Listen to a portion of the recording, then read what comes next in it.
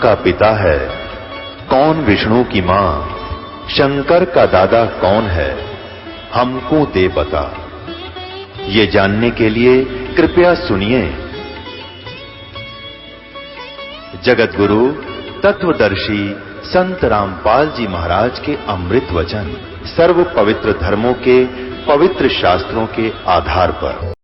जैसे दादू साहब कहते हैं, और संत सब कूप हैं, कहते जरीता नीर, और दादू अगम अपार है, दरिया सत कबीर। जैसे कुआं है, कुएं से भी जल मिल जाता है, काम चलाओ वो भी काम कर दे। एक जरीता नीर होता है, जैसे झरना छोटा मोटा को नाला बनकर चाल पड़ा है, वो भी काम चला दे, लेकिन वो सफिशिएंट नहीं है। और कहते दरिया सत कबीर, कबीर परमात्मा तो दरिया है। यानी ऐसे ही परमात्माओं में अंतर है। ब्रह्मा विष्णु महेश भी भगवान हैं, ये भी कि सतर के प्रभु हैं, इनसे हमारा काम नहीं चले। ये अजरो अमर नहीं है, तो हमें अजरो अमर होना, ये अजरो अमर हमें नहीं कर सकते। ऐसे ब्रह्म भी नाशवान है, परम ब्रह्म भी नाशवान है, केवल परम अक्षर ब्रह्म अविनाशी है। तो इस दास ने ये सोचा था कि आपकी महिमा यदि सदग्रंथों में मिल जाए प्रभु, आपके बच्चे आपको पहचान सकते हैं। जिनको सुख हुआ, क्योंकि परमात्मा में वो शक्ति है कि सुख तो ये फ्री ऑफ कॉस्ट देता है। बहुतों को लाभ हुआ, बहुत से भक्त अनुयायी हुए, लेकिन फिर बाद में कंडम भी हो जाते, टूट जाते, छोड़ जाते। चार सुख हो जाते, एक ना होता उन्हीं की नालायकी थे, मर्यादा ठीक ना रखने से, फिर वो चले जाते, कोई लाभ नहीं हुआ। हमारी इतनी बुद्धि है कि इतना लाभ हो ले और एक ना हुआ, उससे तो भगवान से दूर हो जाएंगे। तो ये कोई आधार नहीं था इस मार्ग को आगे चलाने का। इसका आधार ज्ञान हो, ज्ञान के बाद फिर समाधान तो आप डेली लो मालिक पर।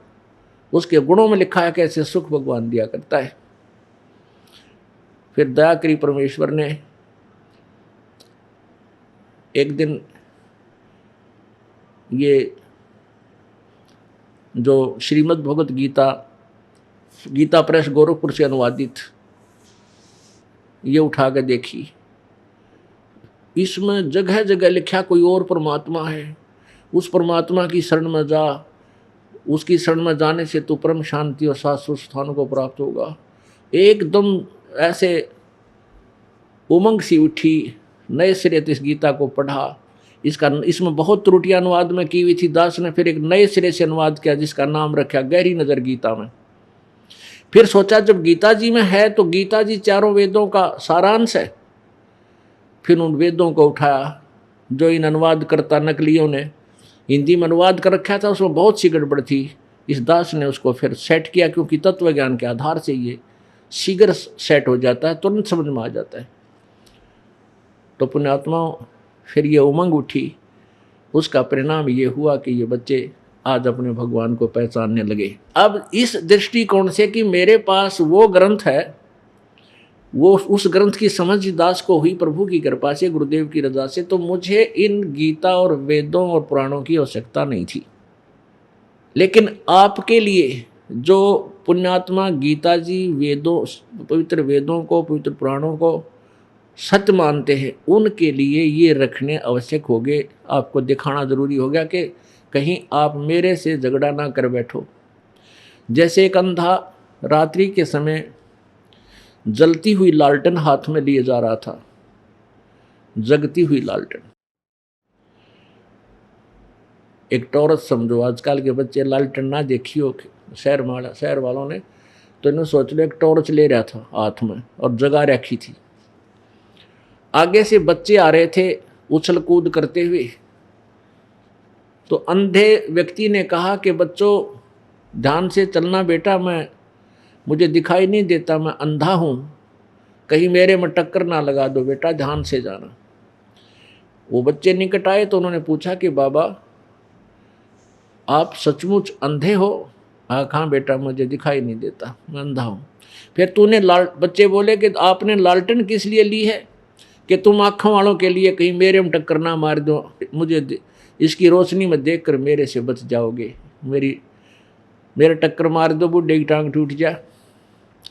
तो इसलिए ये दास ये सदग्रंथ, पवित्र चारों वेद, पवित्र श्रीमद् भगवद गीता, पवित्र पुराणों को इसलिए लिए हुए है। ये लालटेन है, अंधे वाली लालटेन। और ये आप जी के लिए, आंखों वालों के लिए आपको दिखा देता हूं। ये दास पहले वर्बली बताता है कि ब्रह्मा विष्णु महेश अविनाशी नहीं है, नासवान है।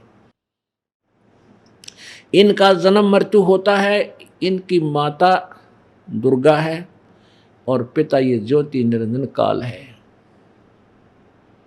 क्योंकि परमेश्वर की सच्चिदानंद घन की वाणी में लिखा हुआ है, मां अष्टंगी पिता निरंजन, ये जम दारुण वंशन अंजन, पहले की निरंजन राई पीछे से माया उपजाई। तो परमात्मा ने बताया है कि ये 3 पुत्र अष्टंगी जाए, ब्रह्मा विष्णु शिव नाम धराए। ये परमात्मा की वाणी में, सच्चिदानंद घन की वाणी में, अर्थात उस 5वें वेद में लिखा हुआ था। और इसको कोई मानने को तैयार नहीं था, सच्चिदानंद घन की वाणी को, परमेश्वर कबीर देव की वाणी को। और जब ये अपने पुराणों में स्पष्ट दिखाई दिया तो सब ने सहर्ष स्वीकार किया कि परमेश्वर की वाणी में जो लिखा है वो सत्य है। क्योंकि इन वेदों और गीता और पुराणों को पढ़ने वाले वो विद्वान ब्राह्मण और ऋषि महर्षि कहलाने वाले वो सारे झूठे और कपटी थे, अज्ञानी थे, उनको समझ नहीं थी अपने सदग्रंथों की। तो पहले आपको ब्रह्मा विष्णु महेश अजर अमर नहीं है ये दिखाना पड़ेगा, क्योंकि प्रसंग ये चल रहा है और ये ज्ञान अब पूरे विश्व में, और हमने सीडी भर रखी हैं, डीवीडी कैसेट बना रखी है, हम समाज में प्रवेश कर रहे हैं सस्ते रेट में। जो रेट है उससे भी कुछ हम सस्ता दे रहे हैं, ताकि जन साधारण गरीब से गरीब इनको ले करके देखे। और जो इनको सुन रहा होगा कि ब्रह्मा विष्णु महेश को नासवान बता रहा है, तो एकदम उसको ऐसा होगा जैसे कुनीन खा ली। फिर उसका मीठा मुँह करने के लिए या खांड खिलानी पड़ेगी, वह लालटेन दिखानी पड़ेगी, वो पुराण दिखाने होंगे, फिर वो मान जाएगा कहाँ ये बात तो भाई सत्य है। संत अपनी तरफ से कुछ नहीं कह रहा, यानी दास अपनी तरफ से कुछ नहीं कह रहा, केवल पढ़ कर सुनाऊँ हूँ और फिर मौखिक बता देता हूँ। इतना सा ये काम दास कर रहा है, क्योंकि टीचर का कार्य होता है सिलेबस को एज इट इज़ सुनाओ बच्चों को, ताकि वो फिर अपनी किताबों बुक में पढ़ें तो वो सही पावे और उनको दृढ़ विश्वास हो जाए। ये देखिएगा श्रीमद् देवी भागवत, गीता प्रेस गोरखपुर से प्रकाशित है।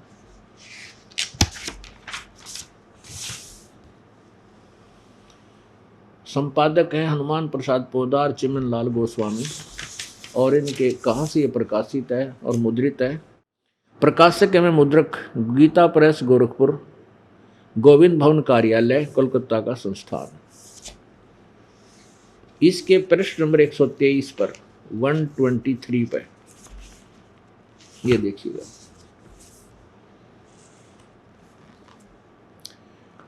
ये ब्रह्मा विष्णु जी स्वयं स्वीकार कर रहे हैं, 123 पर है, तीसरा सकंद है।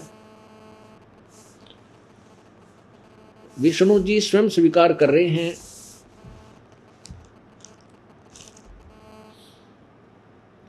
तुम शुद्ध स्वरूपा हो। दुर्गा को, अपनी माता दुर्गा के विषय में विष्णु जी महिमा गा रहे हैं, स्तुति करें। तुम शुद्ध स्वरूपा हो, यह संसार तुम्ही से उद्भासित हो रहा है। मैं विष्णु, ब्रह्मा और शंकर, हम सभी तुम्हारी कृपा से विद्यमान हैं। हमारा आविर्भाव आविर्भाव माने जन्म और तिरोभाव माने मृत्यु।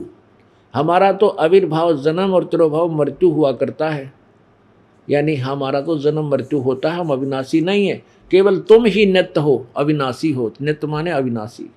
जगत जननी हो, प्रकृति और सनातनी देवी हो। ये तो विष्णु जी के विचार हैं। अब भगवान शंकर बोले, देवी यदि महाभाग विष्णु तुम्ही से प्रकट हुए हैं, अर्थात उत्पन्न हुए हैं, पैदा हुए हैं, तो उनके बाद उत्पन्न होने वाले ब्रह्मा भी तुम्हारे ही बालक हुए। फिर मैं तमोगुणी लीला करने वाला शंकर क्या तुम्हारी संतान नहीं हुआ? अर्थात मुझे भी उत्पन्न करने वाली तुम ही हो। सिवे संपूर्ण संसार की सृष्टि करने में तुम बड़ी चतुर हो। इस संसार की सृष्टि, स्थिति और संहार में तुम्हारे गुण सदा समर्थ हैं। उन्हीं तीनों गुणों से उत्पन्न हम, यानी रजगुण ब्रह्मा, सतगुण विष्णु, तमगुण शंकर, उन्हीं तीनों गुणों से उत्पन्न हम ब्रह्मा विष्णु और शंकर नियमानुसार कार्य में तत्पर रहते हैं। अब विचार करो पुण्यात्माओं, इस दास ने पहले वर्बली कहा कि ब्रह्मा विष्णु महेश नासवान है, अदर व अमर नहीं है, सर्वेश्वर नहीं है, इनका जन्म मृत्यु होता है, इनके माता और पिता भी है। दास ने नहीं कहा, हमारे भगवान कबीर परमेश्वर ने 600 वर्ष पहले अपनी अमृतवाणी में ये बोला था, जिसको इन नकली ऋषियों और ब्राह्मणों ने रिजेक्ट कर रखी थी उस वाणी को कि वो अनपढ़ है, वो क्या जाने वेदों और पुराणों के रहस्यों को। आज वो पुराण भी वही बोल रहे हैं जो परमेश्वर ने बोला था। इससे सिद्ध है कि विद्वान भी कबीर भगवान थे, वही कबीर मनीषी, मनीषी माने विद्वान, सर्वज्ञ, जिसकी सबको चाह है उस परमेश्वर की, उस ज्ञान को वही परमात्मा कबीर ही लेकर आते हैं। इससे कितने कंसेप्ट क्लियर हुए? नंबर 1, ब्रह्मा विष्णु महेश नासवान है, इनकी जन्म मृत्यु होती है। नंबर 2, रजगुण ब्रह्मा है, सतगुण विष्णु, तमगुण शिव जी, ये तीनों गुण हैं, गुण इन्हीं को कहते हैं। और तीसरा ये हुआ कि दुर्गा इनकी माता है और ये इनके पुत्र हैं। अपने आत्माओं, इस लालटेन के चांदने में आपको स्पष्ट हो गया कि दास झूठ नहीं बोल रहा था, सत्य बोल रहा था। अब आपको दिखाते हैं श्रीमद् भगवत गीता। ये देखिएगा श्रीमद् भगवत गीता, इसके अनुवादक हैं जय दयाल गोविंद का, गीता प्रेस गोरखपुर से प्रकाशित है। श्रीमद् भगवत गीता, प्रकाशक एवं मुद्रक गीता प्रेस गोरखपुर, गोविंद मोहन कार्यालय कोलकाता का संस्थान। अब चौथा अध्याय देखते हैं। ये देखिएगा अध्याय नंबर 4 और इसके श्लोक नंबर 5 में इसका अनुवाद यहां किया है। हे परमतम अर्जुन, मेरे और तेरे बहुत से जन्म हो चुके हैं, उन सबको तू नहीं जानता, मैं जानता हूं। और 9वें श्लोक में क्या कहा है? अध्याय 4 के श्लोक नंबर 9 में, अर्जुन मेरे जन्म और कर्म दिव्य अर्थात निर्मल और अलौकिक है। इस प्रकार जो मनुष्य तत्व से जानता है, जान लेता है, शरीर को त्याग कर फिर जन्म को प्राप्त नहीं होता, मुझे ही प्राप्त होता है। अब इससे सिद्ध हुआ कि गीता ज्ञान दाता भी नासवान है। ये कौन है? ये ब्रह्म है। ये ब्रह्मा विष्णु महेश से अलग जो है वो ब्रह्म है, वो है जो जिसने गीता जी का ज्ञान दिया। अब ये समझना, ये आपको ये और लालटेन दिखानी पड़ेगी कि ब्रह्मा विष्णु महेश, एक तो रजगुण ब्रह्मा है, सतगुण विष्णु, तमगुण शिव जी। अब पवित्र श्री देवी भागवत ने सिद्ध कर दिया कि ये तीनों गुण से उत्पन्न हम, आपके तीनों गुणों से उत्पन्न हम, यानी रजगुण ब्रह्मा, सतगुण विष्णु, तमगुण शिव जी। फिर भी शिव पुराण इसको क्लियर करेगा। ये देखिएगा शिव पुराण, ये है शिव पुराण, ये गीता प्रेस गोरखपुर से प्रकाशित है। संपादक है हनुमान प्रसाद पोदार और प्रकाशक एवं मुद्रक गीता प्रेस गोरखपुर, गोविंद भवन कार्यालय कोलकाता का संस्थान। अब इसमें क्या देखेंगे, हम साधारण सा लेंगे अभी, जो अपने को आवश्यकता, जो प्रसंग चल रहा है। 110 पृष्ठ पे संक्षिप्त शिवपुराण रुद्र संहिता और इसका अध्याय नंबर 9, इसके लास्ट में इस प्रकार ब्रह्मा विष्णु और रुद्र इन 3 देवताओं में गुण हैं, परंतु शिव गुणातीत माने गए हैं। अब यहाँ स्पष्ट हो गया कि ब्रह्मा विष्णु और रुद्र ये तो तीनों गुण हैं, रजगुण ब्रह्मा है, सतगुण विष्णु है, तमगुण शिव जी। और इनसे न्यारा जो शिव है वो गुणातीत माने गए, वो इनसे न्यारा है, वो गुण रहित है। अब वो चौथा कौन है? ये चौथा ब्रह्म है, ज्योति निरंजन है, ब्रह्मा विष्णु महेश का पिता है। अब इसको सिद्ध करने के लिए आप आइए प्रश्न नंबर इसी के 86 पे, ये देखो प्रश्न नंबर 86 और शिवपुराण, संक्षिप्त शिवपुराण, ये कौन सा है? रुद्र संहिता। इसमें क्या प्रमाण लिखा है कि हमने सुना है कि भगवान शिव, ये शिव शीघ्र प्रसन्न हो जाते हैं, वे महान दयालु हैं, इसलिए अपने भक्तों का कष्ट नहीं देख सकते। ब्रह्मा, विष्णु और महेश ये तीन देवता शिव के ही अंग से उत्पन्न हुए हैं। उनके प्राकट्य की कथा था, उनके विशेष चरित्रों का वर्णन कीजिए। ब्रह्मा, विष्णु, महेश इनसे अलग है, ये शिव, ये शिव के अंग से उत्पन्न हुए। अच्छा आगे देखिएगा। अब ये कंसेप्ट क्लियर करके ही हम पवित्र गीता जी को समझ सकेंगे। ये 25 विद्वेश्वर संहिता, शिव पुराण में विद्वेश्वर संहिता और अध्याय नंबर 10, यहाँ से 9 अंत हुआ, 10वां प्रारंभ हुआ, इसको पढ़ेंगे। ब्रह्मा और विष्णु ने पूछा, प्रभु किससे इस काल से, शिव से, सदाशिव भी कहते हैं इसको, महाशिव भी कहते हैं, प्रभु सृष्टि आदि 5 कर्तों के लक्षण क्या हैं, ये हम दोनों को बताइए। भगवान शिव बोले, मेरे कर्तव्य को समझना अत्यंत गहन है,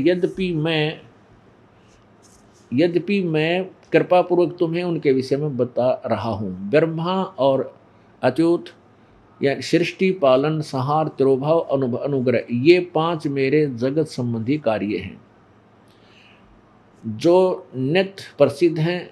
संसार की रचना का जो, यानी ब्रह्मा, विष्णु, महेश को बता रहा है, ये यहाँ से हमने समझना है। जो आरंभ है उसी को सर्ग या सृष्टि कहते हैं। अब नीचे आइए। अब ये जो बोल रहा है शिव पुराण को, ये काल है, ये कहता पुत्रो, ब्रह्मा और विष्णु को पुत्र कहता है, पुत्रो तुम दोनों ने तपस्या करके प्रसन्न हुए मुझ परमेश्वर से सृष्टि और सचिथि नामक 2 कृत प्राप्त किए।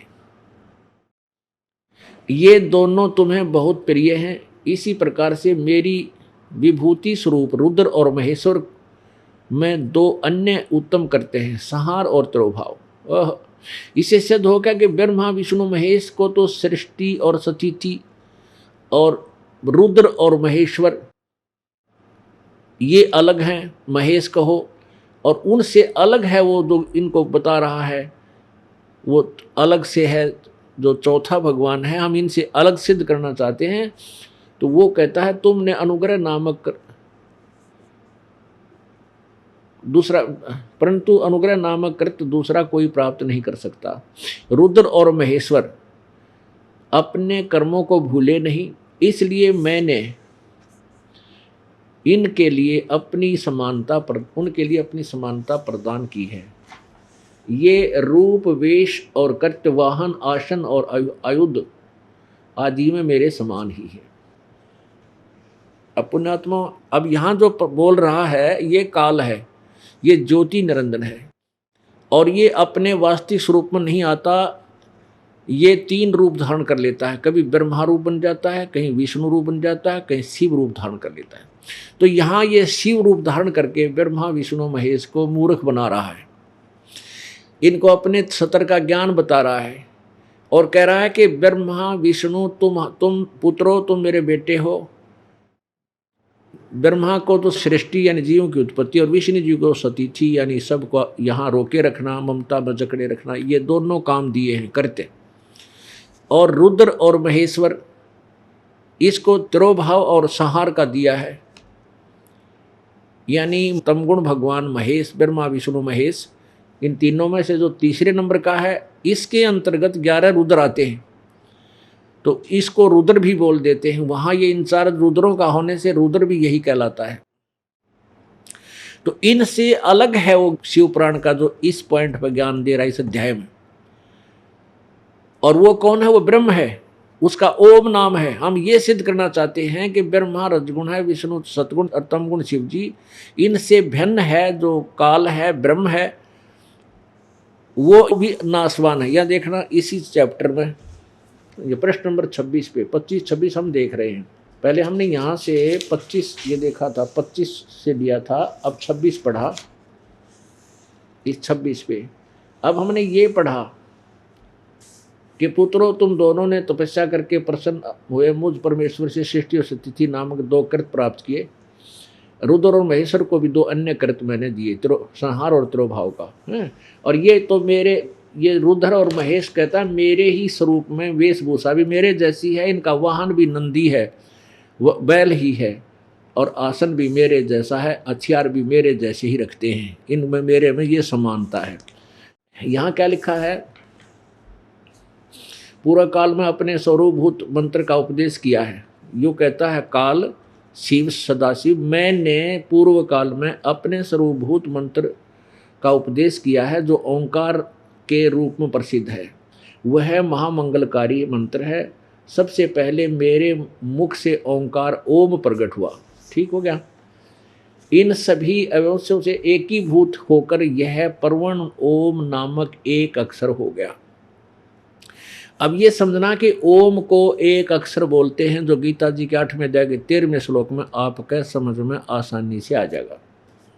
अब इससे क्या स्पष्ट हो गया कि ब्रह्मा विष्णु महेश का पिता है, यो जिसका ओम नाम है, ये ब्रह्म है, ये ज्योति निरंजन है, ये काल है। इसको सदाशिव और काल रूपी ब्रह्म भी बोलते हैं। वैसे तो इसमें बहुत अच्छा विस्तार है, काफ़ी समय लगे, लेकिन अब प्रसंग कुछ और चल रहा है, इसलिए यहाँ थोड़े हिंट ही लेने थे। अब हमारे पास ये कंसेप्ट क्लियर हो गया। सबसे पहले तो हमने ये कंसेप्ट क्लियर करना है कि रजगुण ब्रह्मा है, सतगुण विष्णु, तमगुण शिव जी। इसके लिए हमें थोड़ा सा सहयोग और लेना पड़ेगा इसी देवी भागवत का, जिसमें संस्कृत भी साथ है। अनुवादकर्ताओं ने संस्कृत को छोड़ करके केवल अपने अनुभव, अपने हिसाब से श्री देवी भागवत यानी पुराणों का अलग से अनुवाद कर दिया। उसमें उनको जहाँ समझ में नहीं आया उसको गोल मोल कर दिया, या ऐसे ही काम चलाओ छोड़ दिया या कर दिया, या बिल्कुल उल्टा अनुवाद कर दिया। अब हमें संस्कृत साथ देखनी है। संस्कृत कोई डिफ़िकल्ट वो नहीं है, कोई ऐसी बात नहीं है हम ना समझ सकें, क्योंकि इसमें भी नागरी लिपि है, और नागरी लिपि हम खूब पढ़ सकते हैं, समझ सकते हैं। और अनुवाद भी कुछ एक महापुरुषों ने ठीक भी किया है, जिन्होंने संस्कृत साथ रखी है। अब देखिएगा श्रीमद् देवी भागवत हिंदी टीका सहित भाग 1, ये कहाँ से प्रकाशित है? अथ देवी भागवतम भाषा टीका सभाष टीकम समहतम, ये है खेमराज श्री कृष्णदास प्रकाशन बम्बई 4। इसके हम तीसरे सकंद में आते हैं। ये देखिएगा तीसरा सकंद। अथ श्रीमद् देवी भागवते भाषा टीका युक्ते तृतीय सकंद है प्रारंभते, ये तीसरा सकंद प्रारंभ हुआ। अब यहाँ आएंगे हम। ये है देवी भागवत प्रश्न नंबर 11, ये संस्कृत सहित है, और तृतीय सकंद है अध्याय 5 का, और श्लोक नंबर 8वां पढ़ेंगे, हिंदी और संस्कृत दोनों। हे माता, यदि हमारे ऊपर सदा आप दया युक्त हो, ये शंकर जी बोल रहे हैं, तो हमको तमोगुण में किस प्रकार प्रदान किया? ब्रह्मा रजोगुण और हरि सतोगुण युक्त क्यों किए? युक्त किए।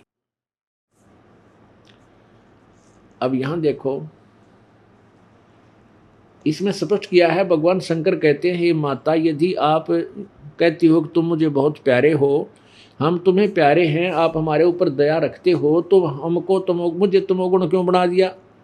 मैं किसा जुल्म कर रहा हूँ, जीवों को मारता हूँ, फिर किस प्रकार प्रदान के ब्रह्मा रजोगुण क्यों बनाया, जिसके कारण कितना बुरा व्यवहार किया जाता है, हरि सतोगुण, जिससे हम यहाँ फंसे रहते हैं, एक दूसरे में उलझे रहते हैं। अब संस्कृत देखो, ये 8वां श्लोक यहाँ प्रारंभ होता है संस्कृत। यदि दया धर्मना न सदाम्बिके कथम अहम विहित है। शंकर जी बोल रहे हैं, भगवान शिव, मैं तमोगुण क्यों बना दिया? कथम विहित तमोगुण, और कमल जय, कमल से उत्पन्न होने वाले रजोगुण संभव, कमल से उत्पन्न होने वाले ब्रह्मा को आपने रजोगुण क्यों बनाया? और सुवित है किमु सतोगुण हरि, तो फिर आपने विष्णु को सतोगुण क्यों बनाया? इससे सिद्ध हो गया कि रजगुण ब्रह्मा है, सतगुण विष्णु, तमगुण शिव जी, नथिंग एल्स। अब इसमें ये कंसेप्ट क्लियर हो गया, कोई डाउट नहीं रहा। अब पुण्यात्माओं, परमेश्वर के ज्ञान को समझना अति आवश्यक है, फिर भक्ति कठिन नहीं है। परमात्मा की साधना इतनी आसान है, पृथ्वी पर कोई भी काम नहीं है। इससे लूला, लंगड़ा, अंधा, गूंगा, कोई कुबड़ा, कैसा भी अपाहिज, लेट के बैठ के चलते फिरते काम करते करते, किसा जैसा भी किसी का जो व्यवसाय है वो उसी में परमात्मा प्राप्ति कर सकता है। अपने स्वाभाविक कर्मों को करता हुआ परमात्मा प्राप्ति की जा सकती है। हम अभी तक इन अज्ञानियों की बातों को सुनकर, इनकी क्रियाओं को देखकर, कोई तो ऐसे आंकड़ा बैठा है, समाधि लगा रखी है, उनके चित्र देखते थे। कोई तप कर रहा है, कोई झरने में खड़ा है, कोई जल में खड़ा है, कोई कहीं तपस्या करता है, कोई धूने लगा रखे। तो हम ये सोचा करते भी ये ऐसे ही भगवान मिलता होगा, तो हम उससे वंचित रहते थे कि हमारा काम नहीं भाई। फिर भी भगवान की इच्छा हृदय से गई नहीं, कोई न कोई जंतर मंत्र हम करते ही रहते थे। अब परमेश्वर ने बताया कि जैसे मैं एक गरीब जुलाहा बनकर रहा और चौथे वर्ण में आया, शूद्र वर्ण में, और परमात्मा पाया, यानी अपारती अपैसा जय, हमारे लिए एक उदाहरण करके दिखाया कि मैं सह शरीर गया भाई, देख लो मैं घर से, और सतलोक गया, भक्ति ऐसी करो तुम भी ऐसे चले जाओगे, विमान में बैठ कर जाओगे, तुम सच साधना करोगे। तो पुण्यात्माओं, अब हमें ये समझना अति आवश्यक है, उसके बाद भक्ति करना तो बिल्कुल आसान बात हो जाएगी। और ये परमात्मा की महिमा सुनना ज्ञान यज्ञ होता है। ज्ञान यज्ञ हमारे लिए अति आवश्यक हो गया, क्योंकि हम चौथे युग में आगे भक्तिहीन हो चुके हैं। हम बहुत क्रिटिकल स्टेज पर हैं। हमारा रोग, हमारी आत्मा का रोग, जो जन्म मृत्यु का रोग, बहुत भयंकर हो चुका है। और जब क्रिटिकल स्टेज पर आ जाता है रोग, तो डॉक्टर सबसे पहले ग्लूकोज स्टार्ट कर देता है। ग्लूकोज इलाज नहीं है, ट्रीटमेंट नहीं है, पर सहयोगी है।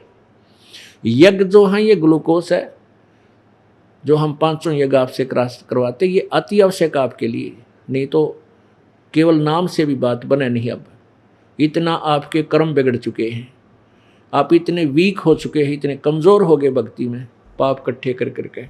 तो ये 500 यज्ञ करवाना आपसे अति आवश्यक। तो इन यज्ञ जो है ये अनुष्ठान कहते हैं। यज्ञ का अर्थ वैसे साधना, भक्ति। जैसे हवन यज्ञ, धर्म यज्ञ, यानी यज्ञ अपने अपने सेंटेंस के ऊपर अपना अपना अलग से उसका भाव रखता है। जैसे ज्ञान यज्ञ है, तो ये ज्ञान यज्ञ का फल आपको परमात्मा की महिमा सुनने से प्राप्त होता है। तो ये ग्लूकोज भी आपने चढ़वाना पड़ेगा। इस ग्लूकोज को भी चढ़ाएंगे, और साथ में फिर वो मंत्र का जाप, जो रोग काटने की औषधि है, वो मंत्र वो अलग से होता है, वो ट्रीटमेंट अलग चलेगा आपका। तो वो सभी आपने सारे जो है ना, ये ट्रीटमेंट के सभी साधन अपनाने पड़ेंगे। तो ये ज्ञान सुनना आपके लिए अति आवश्यक है। इससे आपको ग्लूकोज यानी ज्ञान यज्ञ का लाभ भी हो रहा है, आपका ग्लूकोज चढ़ रही है। अब देखिएगा श्रीमद् भगवत गीता। अब हमने कहाँ से प्रारंभ किया था इसको? चौथे अध्याय के 5वें मंत्र से। ये चौथा अध्याय, अध्याय नंबर 4 का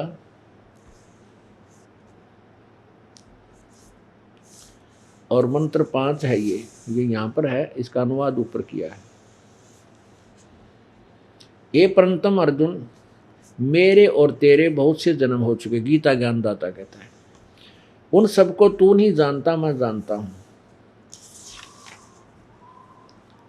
फिर यहां कहता है 9 में, श्लोक नंबर 9 में, हे अर्जुन, मेरे जन्म और कर्म अलौकिक है, दिव्य है, अर्थात अलौकिक है। इस प्रकार जो मनुष्य तत्व से जान लेगा वह शरीर को त्याग कर फिर जन्म को प्राप्त नहीं होता, मुझको प्राप्त होता है। ये धन्यवाद ये दास ने किया, उसको समझोगे तो पता चलेगा। अब आगे देखना अध्याय नंबर 2 के श्लोक नंबर 12 में, अध्याय नंबर 2 और श्लोक नंबर 12, गीता ज्ञान दाता कहता है कि न तो ऐसा ही है कि मैं किसी काल में नहीं था, अथवा तू नहीं था, अथवा ये राजा लोग नहीं थे, और न ऐसा है कि इससे आगे हम सब नहीं रहेंगे। इसे सिद्ध हुआ कि गीता ज्ञान दाता कह रहा है वो ब्रह्म बोल रहा है, जो ब्रह्मा विष्णु महेश का पिता है, रजगुण ब्रह्मा सतगुण विष्णु तमगुण शिव जी का पिताजी। वो ब्रह्म गीत श्री कृष्ण जी में प्रवेश करके प्रेत की तरह श्री कृष्ण के शरीर से बोल रहा है। वो कह रहा है कि अर्जुन ऐसा नहीं है कि तू और मैं पहले ना जन्मे हो और आगे ना जन्म हो, अर्थात तेरा और मेरा और इन सब राजा लोग और प्राणियों का पहले भी जन्म था, आगे भी होगा, अर्थात तू और मैं और ये सभी जन्म मृत्यु में ही जन्म मरण के चक्कर से बाहर नहीं है।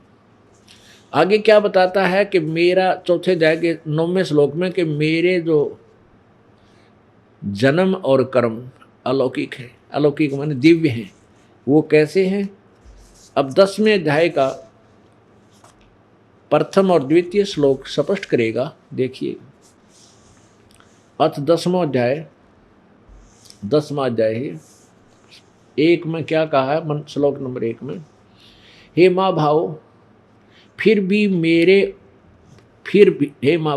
मेरे परम रहस्य युक्त प्रभाव युक्त वचनों को, यानी मेरे श्रेष्ठ वचनों को तू सुन, जिससे मैं तुझ अतिश प्रिय रखने वाले प्रेम रखने वाले के लिए हित की इच्छा से कहूँगा। तेरे को कहता है कि अब मैं तुझे एक कति परम वचन श्रेष्ठ वचन बताता हूँ, क्योंकि तू मेरे में घना प्रेम रखा है, इसलिए तेरे हित की इच्छा से बताता हूँ। क्या कहता है कि मेरे जन्म को, मेरे उत्पत्ति को ना ते देवता जानते, ना ये ऋषि लोग जानते, क्योंकि ये सभी मेरे से उत्पन्न हुए हैं। इससे सिद्ध है कि गीता ज्ञान दाता का जन्म तो हुआ है, लेकिन ये ब्रह्मा विष्णु महेश और ये ऋषि ये देवता नहीं जानते, क्योंकि ये इसके पुत्र हैं और पिता की उत्पत्ति को संतान नहीं जान सकती, केवल दादाजी बता सकता है। तो उस दादाजी ने परम अक्षर ब्रह्म ने, पूर्ण ब्रह्म ने बनारस में आकर 120 वर्ष जुलाहे की भूमिका करते हुए ये सब ज्ञान बताया था कि इसकी कैसे उत्पत्ति हुई ब्रह्म की, और ब्रह्मा विष्णु महेश इसके पुत्र हैं, दुर्गा इनकी माता है। अब दूसरा श्लोक देखिए, अध्याय नंबर 10 का और श्लोक नंबर 2। गीता ज्ञानदाता कहता है कि मेरी उत्पत्ति को, अर्थात लीला से प्रकट होने को न देवता लोग जानते हैं और न महर्षि जन जानते हैं, क्योंकि मैं सब प्रकार से देवताओं और महर्षियों का आदि कारण हूँ, अर्थात ये मेरे से जन्मे हैं, मैं इनकी उत्पत्ति करता हूँ। अब ये सिद्ध हो गया कि गीता ज्ञान दाता भी नाशवान है, इसका जन्म और मृत्यु होता है। अलौकिक कैसे हैं? गीता ज्ञान दाता के जन्म अलौकिक कैसे हैं, दिव्य कैसे हैं, ये प्रसंग क्लियर करना पड़ेगा, ये कंसेप्ट क्लियर करना पड़ेगा। और ब्रह्मा विष्णु महेश नाशवान है, जैसे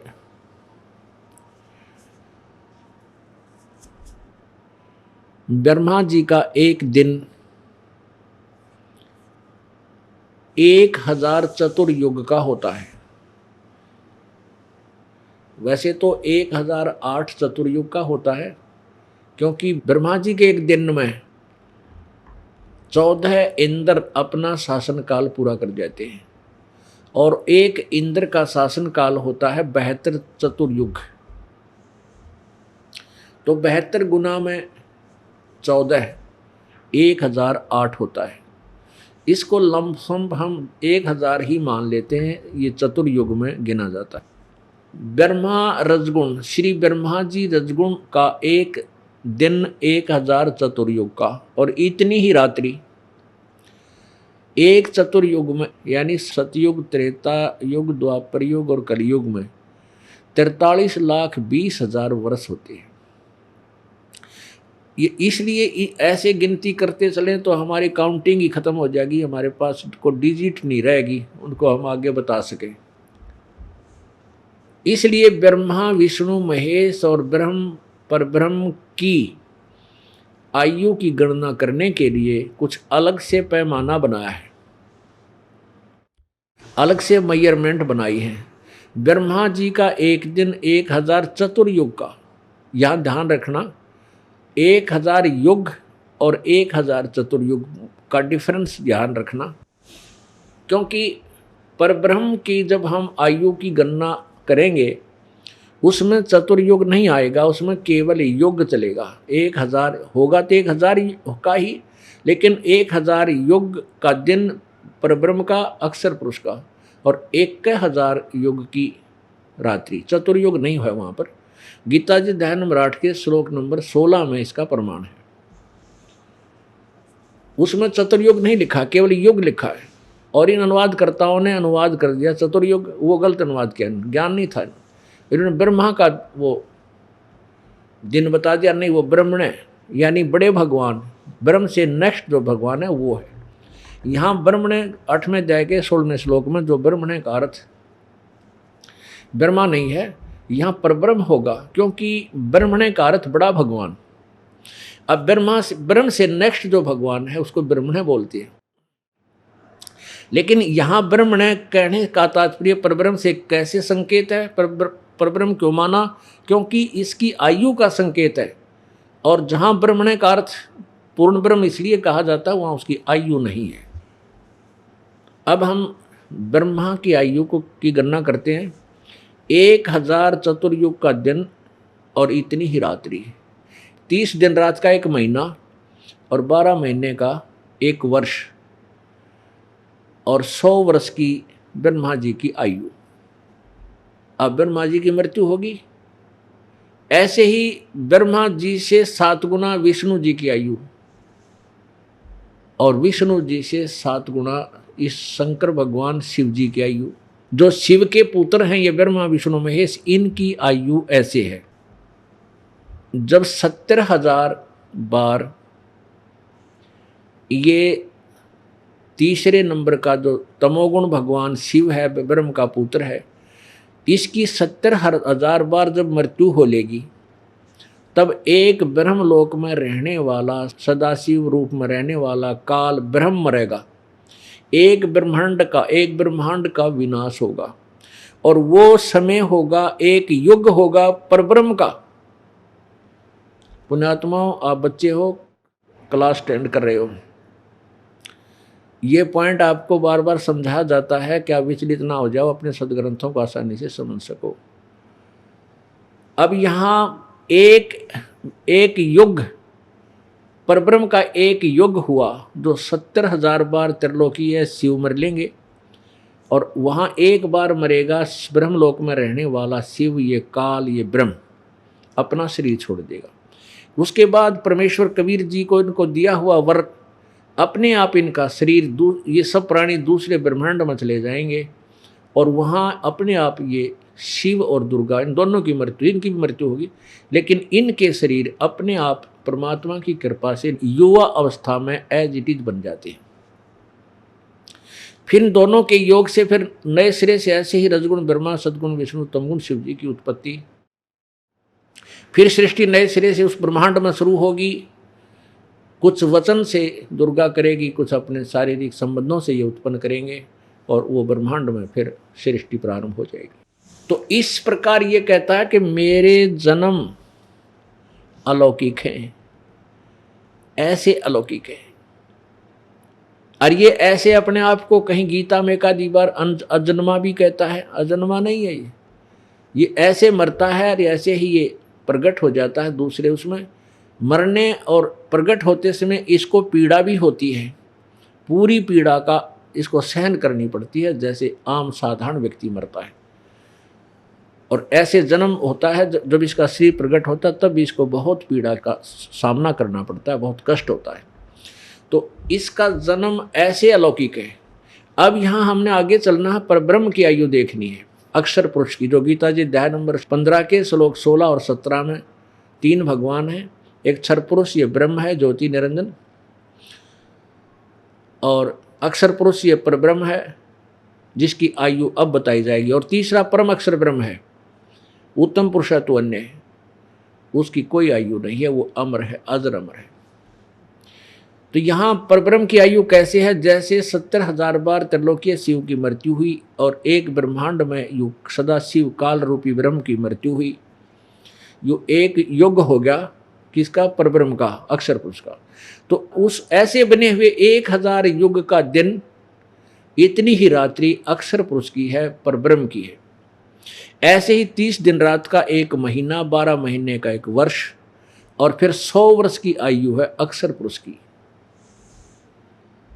अब यू अक्षर पुरुष भी नासवान, केवल परम अक्षर ब्रह्म, जो गीता जी के अध्याय नंबर 8 के श्लोक नंबर 3 में गीता ज्ञानदाता कहता है कि वो परम अक्षर ब्रह्म है, जिसके विषय में 7वें अध्याय के 29वें श्लोक में कहा गया है कि उस पर तत्ब्रह्म को जानने के पश्चात और सारे अध्यात्म ज्ञान और सब कर्मों से परिचित होने के पश्चात ये प्राणी जरा और मरण से छूटने का ही प्रयत्न करता है और किसी वस्तु की इच्छा नहीं रखता।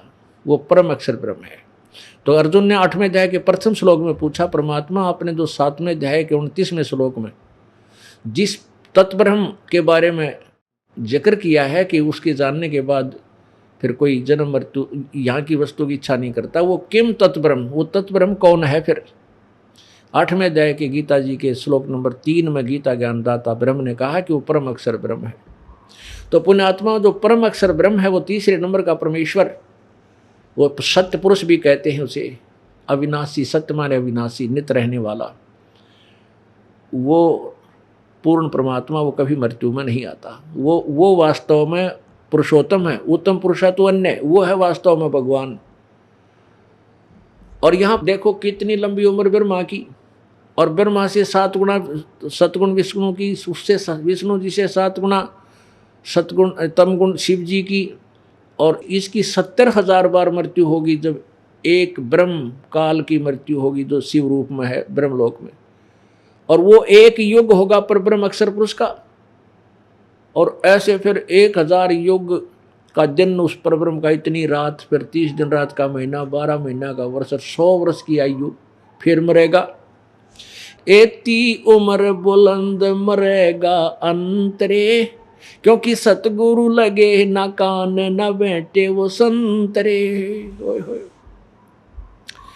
इतनी लंबी उम्र भी हो जाएगी तो भी मृत्यु होगी इन लोकों में। क्यों होगी? क्योंकि तुझे वो तत्वदर्शी संत नहीं मिला जिसके विषय में गीता जी अध्याय नंबर 4 के और श्लोक नंबर 34 में कहा है कि जो गीता अध्याय नंबर 4 के श्लोक 32 में जिस परमेश्वर की वाणी सच्चिदानंद घन की वाणी में लिखे हुए यथार्थ ज्ञान के विषय में जानकारी बताई है, उसको समझने के लिए, उस सच्चिदानंद घन ब्रह्म यानी पूर्ण परमात्मा की वाणी में लिखे ज्ञान को समझने के लिए, जानने के लिए तत्वदर्शी संतों की खोज कर, चौथे अध्याय के 34वें श्लोक में, उनको दंडवत प्रणाम करने से, कपट छोड़कर निष्कपट भाव से, सच्ची श्रद्धा से जब तू लग जाएगा, उनको प्रसन्न करेगा, तब वो तत्वदर्शी संत तुझे परम अक्षर ब्रह्म के बारे में, उस परमात्म तत्व के बारे में जानकारी देंगे। तो वो संत ना मिले तुम्हें, एती उम्र बुलंद मरेगा अंतरे, क्योंकि सतगुरु लगे न कान न भेंटे वो संतरे। वो संत ना मिले तुझे, इस करके इतनी लंबी उम्र भी तू प्राप्त कर लेगा तो भी तेरी जन्म मृत्यु बिरान माटी दुर्गति ज्यों की तो बनी रहेगी। अब पुण्यात्माओं, अब हम आगे चलेंगे। उस तत्वदर्शी संत की पहचान क्या है? गीता जी अध्याय नंबर 15 के श्लोक नंबर 1 में उस तत्वदर्शी संत की पहचान बताई है।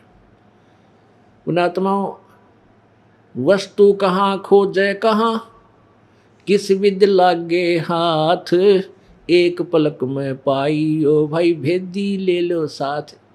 पुण्यात्माओं, जैसे ये टीचर हैं, अध्यापक गण हैं, ये मास्टर कहलाते हैं।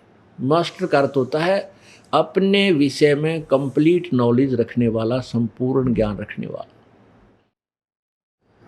अब हम जिन गुरुओं को, जिन ऋषियों को, महर्षियों को हम अपने आध्यात्मिक गुरु मानते थे, उनको अपने सिलेबस का कै ख भी याद नहीं था। अब पुण्यात्माओं,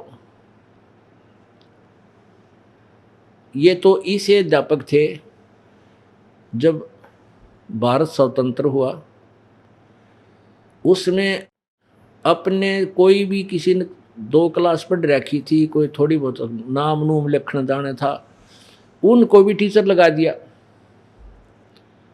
एक हमारे गांव का था, वो कद भी उसका 3.5 फुट होगा, गणित गणा मुश्किल तो 4 फुट का होगा।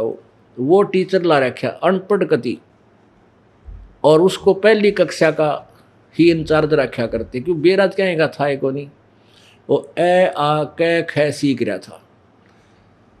दूसरी कक्षा का बच्चा चला जाता, अध्यापक समझ गए, अगदियो बताइए, मारूंगा कान पे, चल बाज जा, कि उसने बेरा ना था कहेगा, चल। और अध्यापक तो डर गना लग गए, दोबारा फिर जा को ना।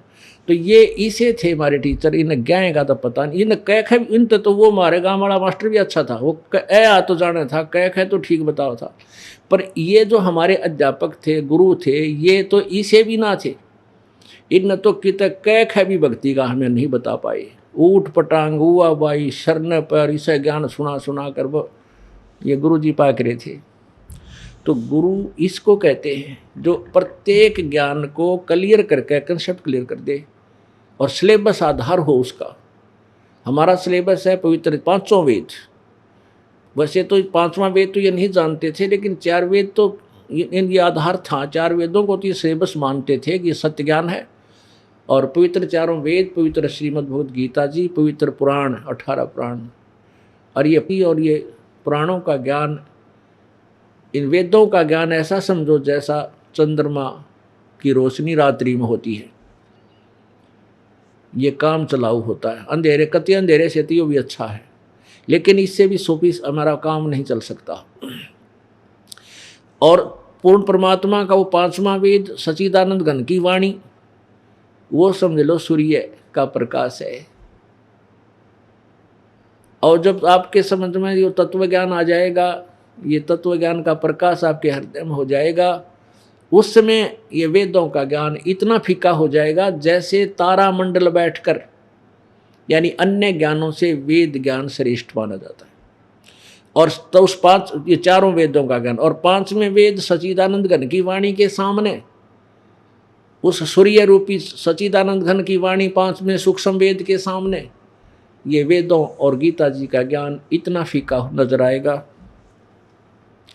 जैसे सूर्य उदय होने के बाद चंद्रमा आकाश में ही रहता है, उसका कहीं, उसकी रोशनी का कहीं पर भी जो है ना प्रकाश नहीं रहता, छिप जाता है, देखने से बिना दिखता है ना, गुणे दान तो देखे जब कि थोड़ा सा टिमटिमाता दिखेगा। तो कहने का भाव यह है कि तारा मंडल बैठ के रात्रि के समय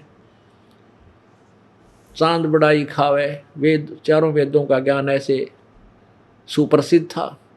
उदय हुआ जब सूरज का ये स्यों तारों छिप जावे, और ज्ञान सब ज्ञानड़ी कबीर ज्ञान सो ज्ञाने, जैसे गोला तोब का भाई करता चले मैदान।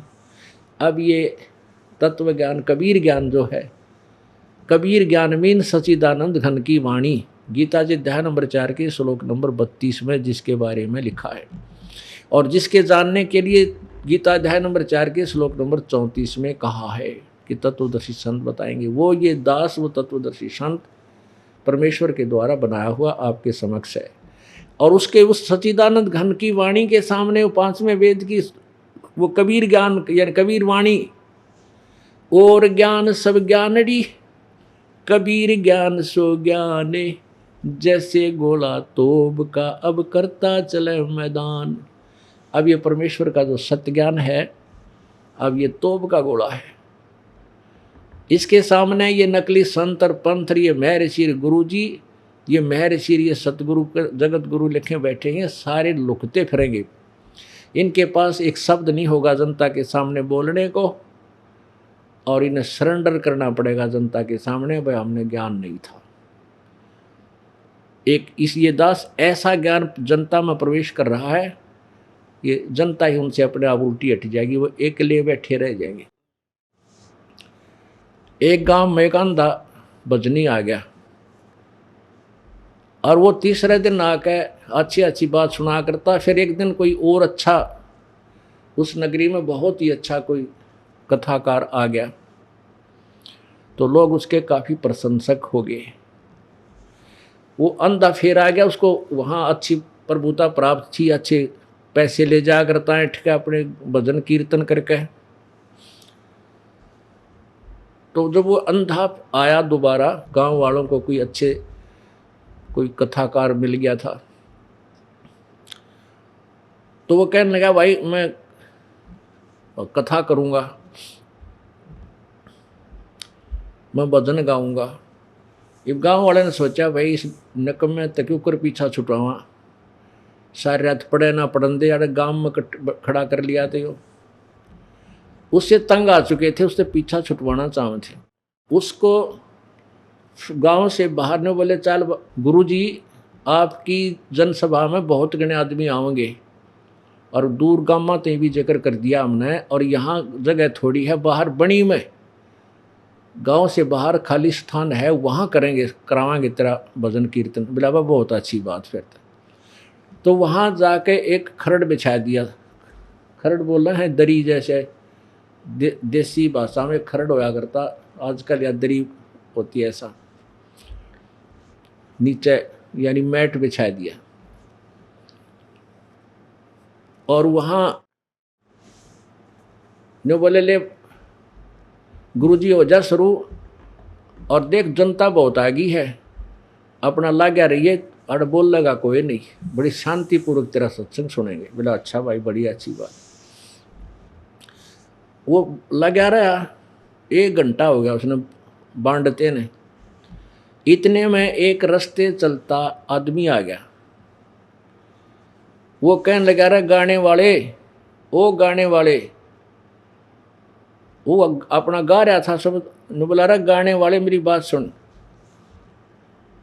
तो चुप हो गया अंधा, भाई बोल क्या बात है।